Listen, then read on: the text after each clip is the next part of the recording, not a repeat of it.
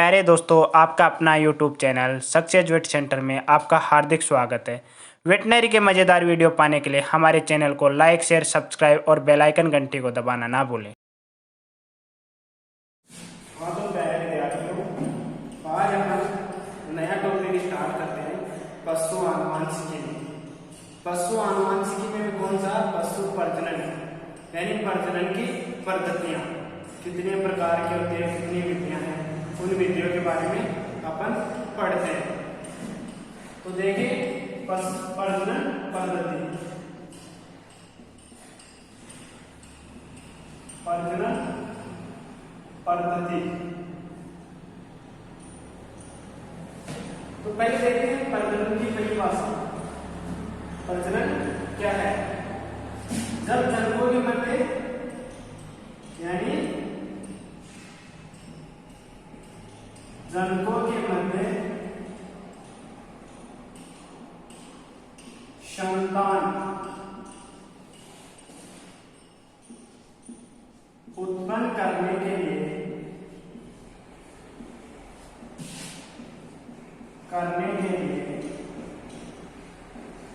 किए गए संतान उत्पन्न करने के लिए किए गए पारस्परिक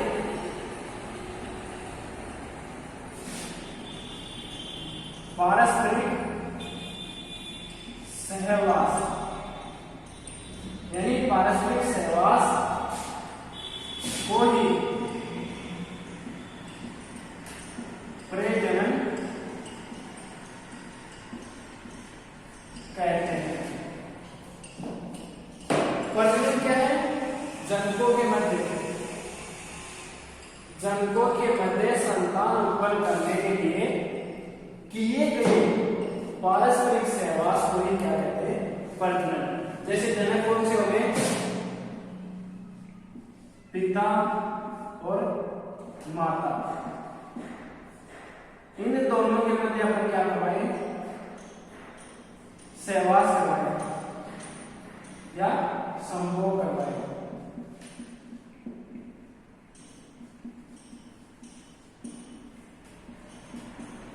जैसे संभोग करवाएंगे या सहवास करवाएंगे तो सहवास करवाने पर उनको क्या प्राप्त होती है? संतान। इस संतान प्राप्ति के लिए जो करवाए गए जो संभोग या सहवास, उस सहवास को क्या बोलते हैं? प्रजनन। आगे देखिए प्रजनन के कुछ साधन है या यंत्र है। देखिए प्रजनन के साधन या फिर यंत्र कौन कौन से काम में आते हैं प्रजनन की दृष्टि से? तो देखिए पहला आता है प्रजनन का ढंग या तरीका। कौन सा? प्रजनन का ढंग या तरीका। दूसरा आता है चयन, इसको क्या बोलते हैं इंग्लिश में? Method of breeding. Method of breeding, चयन को क्या बोलते हैं? सिलेक्शन।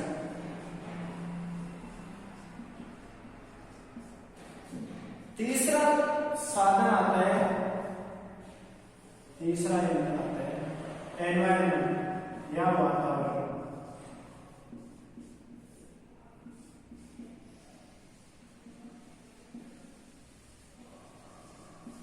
एनवायरमेंट या वातावरण। अब देखिए ये तीनों कारक या यंत्र या साधन क्या करते हैं? पशु जो प्रजनन होता है उस प्रजनन के लिए अहम भूमिका निभाते हैं। अगर इन तीन साधनों में से या यंत्र में से, तीन कारकों में से कोई भी एक कारक प्रभावित हो जाए, या तो चयन करने की जो प्रक्रिया है वो सही नहीं हो, या फिर जो वातावरण है वो सही नहीं हो, या फिर प्रजनन का जो ढंग है वो सही नहीं हो, तो पशु पर क्या प्रभाव होगा? यानी जो भी अपन उत्पादन प्राप्त करना चाहते हैं वो उत्पादन हमें सही प्राप्त नहीं होगा। तो देखिए प्रजनन का ढंग कौन सा है?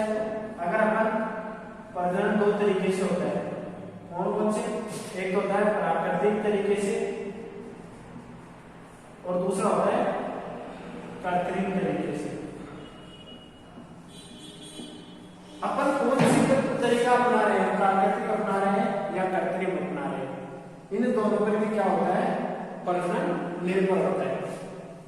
दूसरा आता है चयन। चयन अपन किस प्रकार से कर रहे हैं, अपन पशु की जो वंशावली होती है उसके आधार पर कर रहे हैं, या फिर व्यक्तिगत चयन कर रहे हैं, या फिर उनकी जो भी गुणवत्ता होती है उनके आधार पर कर रहे हैं। तीसरा आता है वातावरण। अपन किस वातावरण में किस प्रकार के पशुओं को रख रहे हैं और किस प्रकार से प्रजनन करवा रहे हैं। ये तीनों ही कारक क्या होते हैं, एक दूसरे को असर डालते हैं, जिससे क्या हो जाते हैं, पशु की जो भी उत्पादक क्षमता होती है वो कम हो जाती है। तीनों कारक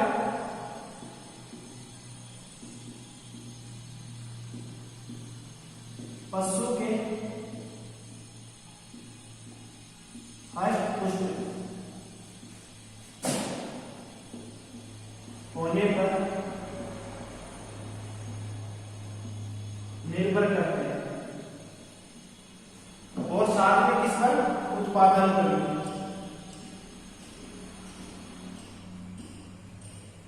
उत्पादन पर भी क्या करते हैं, निर्भर करते हैं।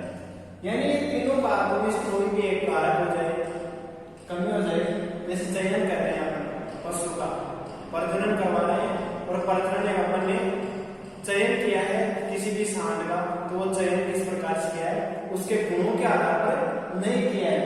अगर उसके गुणों के आधार पर उत्पादक क्षमता को देखकर अपन चयन करते हैं, तो अपन जिस उत्पादन के लिए अपन प्राप्त कर रहे हैं वो उत्पादन हमें प्राप्त हो सकता है। आगे आगे उद्देश्य, पहला उद्देश्य देखिए, पशु की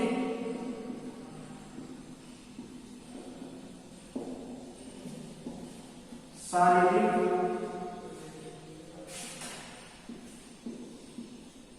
वृद्धि दर अर्थात प्रजनन योग्य बनाना।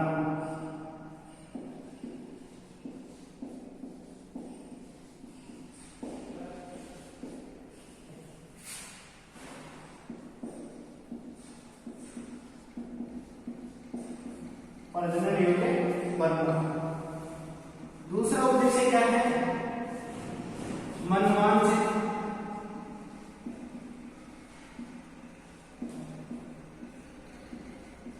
लक्ष्यों की प्राप्ति।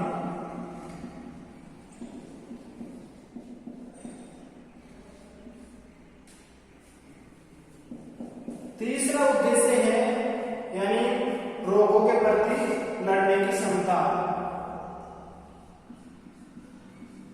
रोग प्रतिरोधक क्षमता। चौथा उद्देश्य है या अगला उद्देश्य है कि उत्पादन क्षमता बढ़ाना।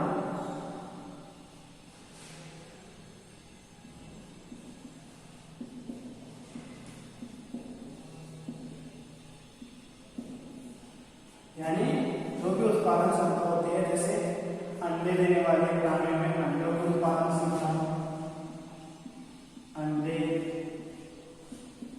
मांस, ऊन या फिर दूध, जो भी उत्पादन होता है उनकी वृद्धि।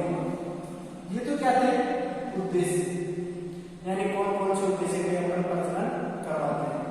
यानी पहला क्या उद्देश्य है, यानी पशु शरीर का जो शारीरिक वृद्धि होती है वो क्या हो, जल्दी हो जाए, अर्थात प्रजनन योग्य बनना, जिससे क्या हो, प्रजनन योग्य बन सके। दूसरा उद्देश्य क्या है, मनोवांछित यानी इच्छा अनुसार गुणों की प्राप्ति करना। तीसरा है रोग प्रतिरोधक क्षमता का विकास करना। चौथा है उत्पादन क्षमता बढ़ाना। अब आगे आते हैं प्रजनन की विधियां। प्रजनन की कौन कौन सी विधियां हैं।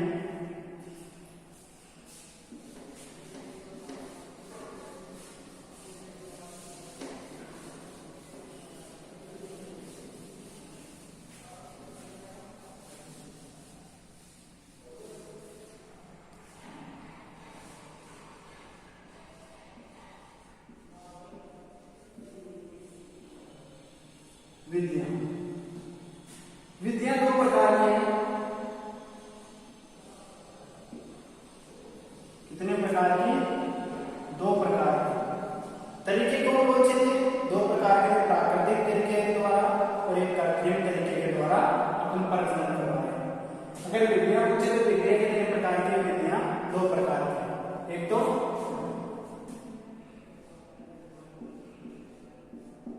अंतःप्रजनन विधि, दूसरा है बहिर्प्रजनन।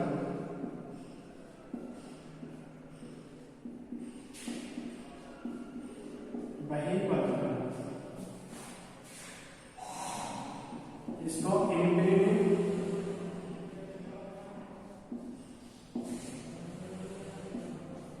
इसको आउटब्रीडिंग।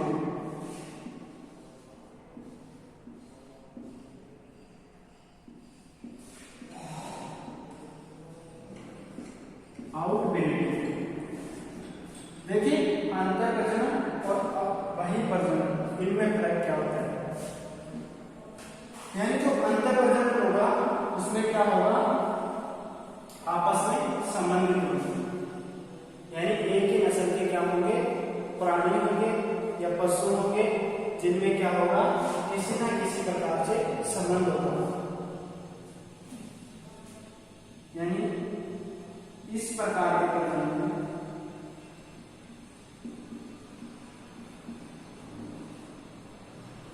जनक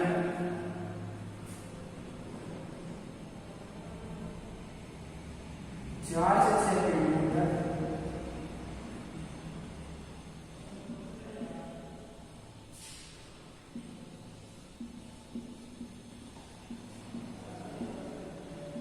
यानी इसमें क्या होता है? इस प्रकार के प्रजनन में क्या होते हैं? 4 से 6 किलोमीटर तक संबंधित होते हैं। इनमें क्या होता है? किसी प्रकार से संबंधित नहीं होते, असंबंधित।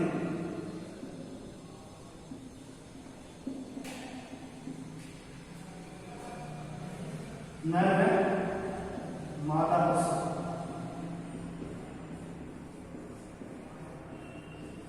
किसी प्रकार का संबंध नहीं होता है। देखिए, इस प्रजनन में क्या होता है? जो नर होते हैं और मादा होते हैं संबंधित होते हैं, परंतु उसमें क्या होते हैं? संबंधित नहीं होते। आगे देखिए, इसमें क्या होता है? यानी जब इसमें अंतःप्रजनन करवाएंगे तो क्या होगा? अप्रभावी जीव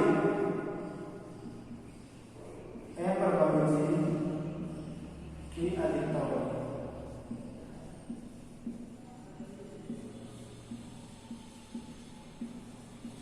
यानी जो भी अप्रभावी जीव होंगे उनकी अधिकता होगी। तो इनमें क्या होता है? बार बार अगर प्रजनन करवाएंगे तो एक जगह जाकर घातक सिद्ध हो सकते हैं। इनमें क्या होगी? अप्रभावी जीवों का विकास नहीं होगा, परंतु इनमें क्या होगा? प्रजनन मूल्य घट जाता है। प्रजनन मूल्य घटता है। क्यों घटता है? क्योंकि इसमें संकरण हो जाता है, यानी अलग अलग नस्लों का या किसी प्रकार से इनमें क्या होता है? संबंधित दो प्रकार से संबंधित।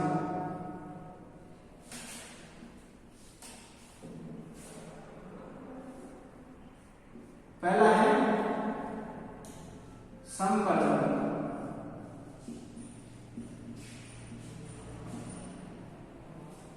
दूसरी है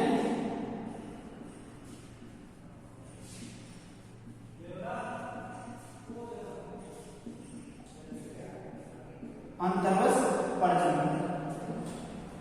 संप्रजनन में यानी एकदम क्लोज होते हैं,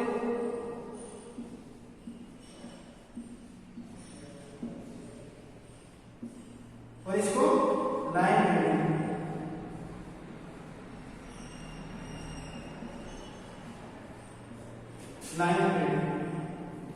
आगे देखिए बहिर्प्रजनन के प्रकार।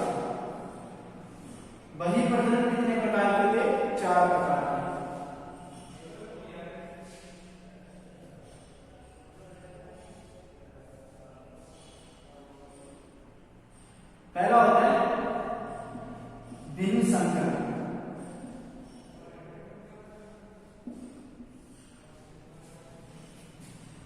दूसरा होता है संकरण। तीसरा होता है ग्रेडिंग अप। चौथा होता है हाइब्रिडाइजेशन, परसंकरण।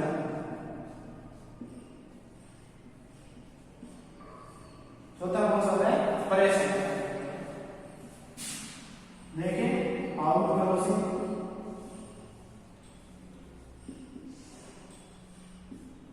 दूसरा आता है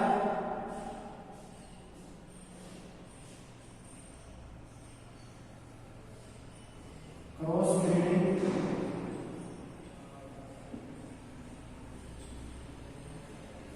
तीसरा आता है ग्रेडिंग अप। चौथा आता है हाइब्रिडाइजेशन।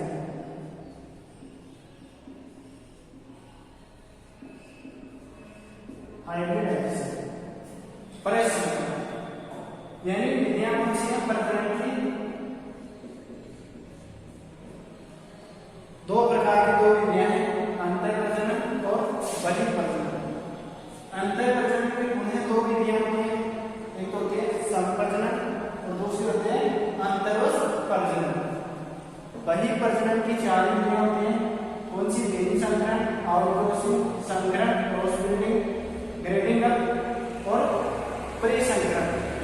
यानी प्रजनन की दो विधियां, दो विधियों में भी अलग अलग प्रकार हैं। इनमें क्या है? अलग अलग है। संकरण की भी अलग अलग विधियां हैं। देखिए एक आता है पितृ संकरण,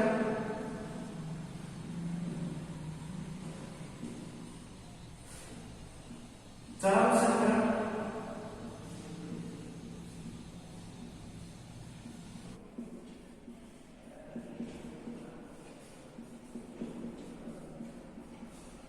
क्रिस क्रॉसिंग। संकरण के चार प्रकार हैं, क्रिस क्रॉसिंग, त्रिसंकरण, चरम संकरण और पितृ संकरण। देखिए अपन एक एक के बारे में अपन पढ़ते हैं। अंतर प्रजनन की दो विधियां हैं, कौन सी? संप्रजनन और अंतरवश प्रजनन। तो देखिए अपन देखिए दो थे अंतर प्रजनन में, एक तो संप्रजनन, दूसरा था अंतरवश प्रजनन। देखिए इन दोनों में क्या फर्क होता है? संप्रजनन में क्या होगा? एकदम निकट संबंधी,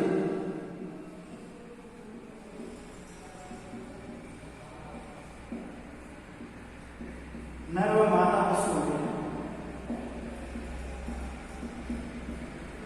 यानी इसमें क्या होंगे? एकदम निकट संबंधी होंगे। इनमें क्या होता है? एकदम निकट संबंधी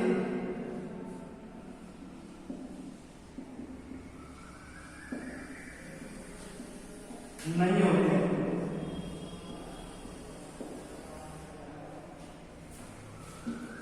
यानी इनमें तो क्या होंगे?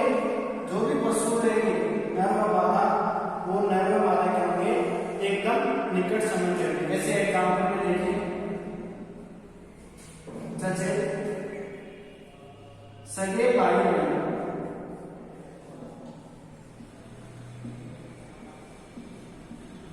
यानी इनमें किसी प्रकार का कोई पीढ़ी का अंतर नहीं है, एकदम क्या है? निकट संबंधी है, एक ही माता पिता की संतान है, इसमें किसी प्रकार का फर्क नहीं है। दूसरा आता है पिता पुत्री, ये तो क्या है? एकदम निकट संबंधी है। तीसरा आता है पुत्र माता, पुत्र और माता के बीच में जो संकरण होता है वो भी क्या है? एक प्रकार का संकरण। क्या है? इनमें एकदम निकट संबंधी है, किसी प्रकार का एक पीढ़ी का भी अंतर नहीं है। इन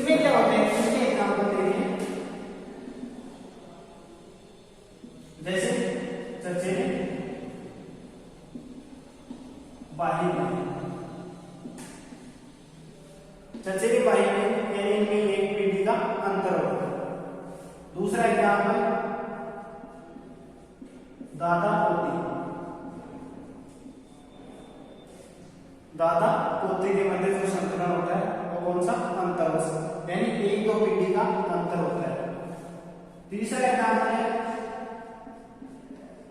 पोता दादी। इनके मध्य जो संकरण होते हैं वो किस प्रकार के होते हैं?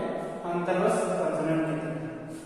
अब देखिए इनके लाभ क्या होते हैं और हानियां क्या होती है। यानी इसमें जो क्या होगा, संप्रजनन में जो क्या होगा, यानी अप्रभावित जीवन की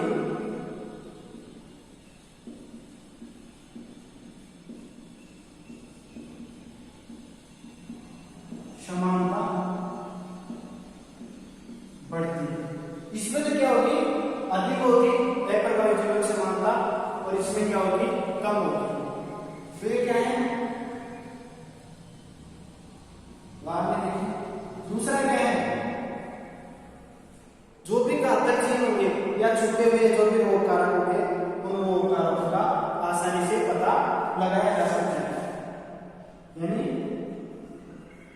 घातक रोग या फिर कारकों का पता लगा सकते हैं। यानी इसमें क्या कर सकते हैं, घातक जो जीन होंगे उनका पता लगा जा सकता है। और क्या होगा इसका, यानी पशुओं में एक रूपता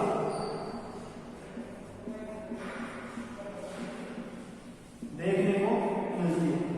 यानी पशु क्या दिखाई देंगे, एक रूपता, एक ही कलर के या एक ही तरह के दिखाई देते हैं। और क्या होता है इसमें, जो भी प्रजनन मूल्य है वो क्या होता है, इस प्रकार के संकरण से बढ़ता है। यानी पशु का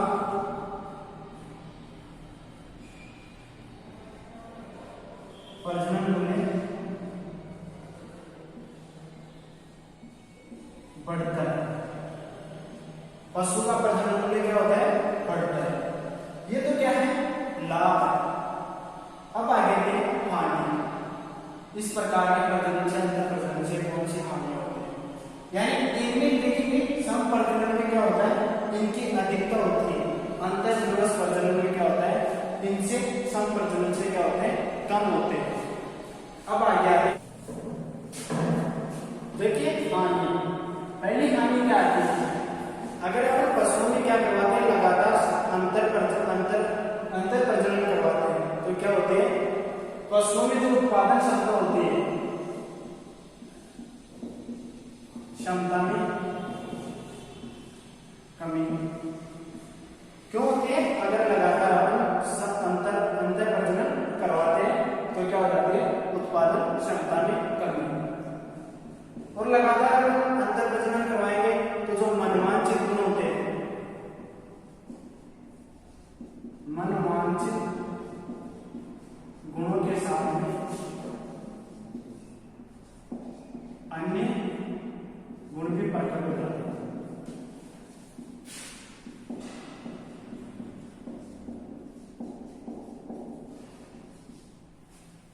अगली हानि है, यानी उत्पादन क्षमता में कमी हो जाती है लगातार अंतर प्रजनन करवाने से। मनवांछित गुण प्राप्त करते हैं तो लगातार करवाने से क्या हो जाते हैं, उनके साथ में अन्य गुण भी प्रकट हो जाते हैं। और अगर बार बार अंतर प्रजनन करवाते हैं तो घातक कारक में कारकों का भी विकास होता है, कारक उत्पन्न होते हैं।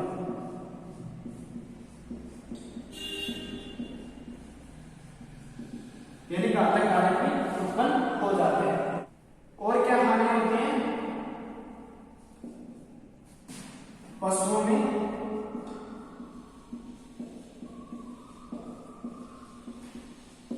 मृत्यु दर बढ़ जाती है। यानी पशुओं में क्या हो जाती है, मृत्यु दर भी बढ़ जाती है। ये थी हानि। अंतर प्रजनन कितने प्रकार का होता है, दो प्रकार का, संप्रजनन और अंतर्वश प्रजनन। संप्रजनन में क्या होता है, एकदम निकट संबंधी होते हैं, जबकि अंतर्वश प्रजनन में क्या होता है, एक आध पीढ़ियों का अंतर होता है। देखिए समप्रजनन में क्या होता है, A पर 22 जीनों की समानता बढ़ती है, जबकि